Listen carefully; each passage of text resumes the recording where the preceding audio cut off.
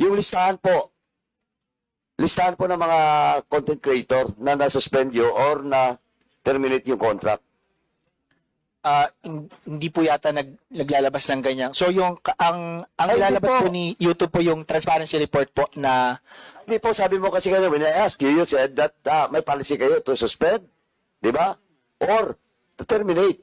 Now, tinanong kita, sabi mo may nasuspend na kami na terminate. Can you give us the list of all those content creator? Kasi po, in relation to the question being asked by Congressman Raul, for example, yung Celis, di ba nawalang isiminay? Ngayon may sariling account siya, nandun sa YouTube.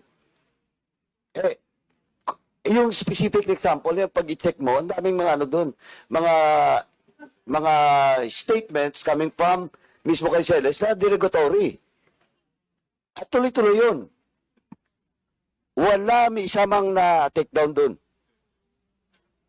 Anyway, Mr. Chairman, we have received a copy of several letters coming from resource persons that was issued the CO cause order during the February 4 hearing, Mr. Chairman.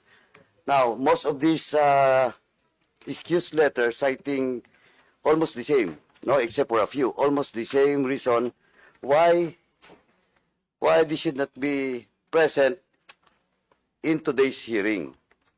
Now, let me take, for example, letter coming from a certain Richard Mata. He stated about questions of he's based in Davao, and he has also filed a petition for certiorari in the Supreme Court. And he mentioned about lack of willful disobedience, etc., etc. Now, it is, Mr. Chairman, the same is in the case of other invited resource persons issued the CO cause order.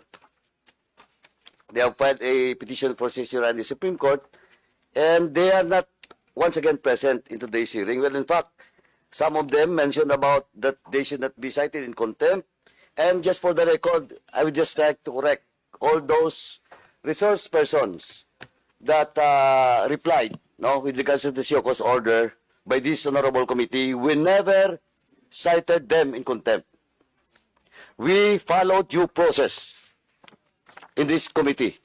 Well, in fact, a lot of hearings in my own committee and even in the Quadcom, we follow and we do due diligence with regards to motion to cite in contempt a certain particular resource person.